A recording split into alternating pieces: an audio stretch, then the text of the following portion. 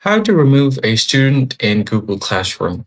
What is up, everyone? In this tutorial, I'll show you guys how you can easily remove or block a student from a class in Google Classroom. So let's just go right into it. First thing you're going to have to do is open up Google Chrome and find the Google Apps at the top right corner of your screen.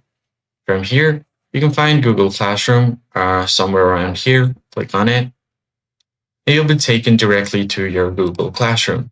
And if you have created any class or if there are any classes you can manage, it will be shown right here on your home screen. Now, under teaching, you have your class right here. So click on it. Now, in order to see your students, all you have to do is simply go ahead and click on the people option.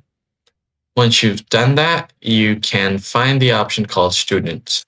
So you'll have yourself as teachers, and under students, you can select the student that you want to remove. So from here, what you can do is just go back, click on the three lines or the three dots, and then you have an option to remove the student. And if you're sure that you want to remove them, you can click on this to confirm.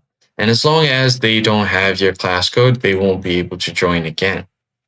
And if you don't want to remove them or just mute them, there is the option for that as well. Click on mute.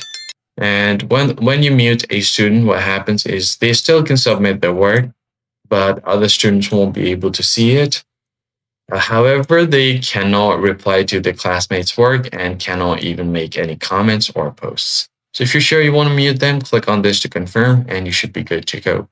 So that's basically how you remove a student from Google Classroom. If you found the tutorial helpful, be sure to like the video and subscribe to the channel. I'll catch you guys on the next one.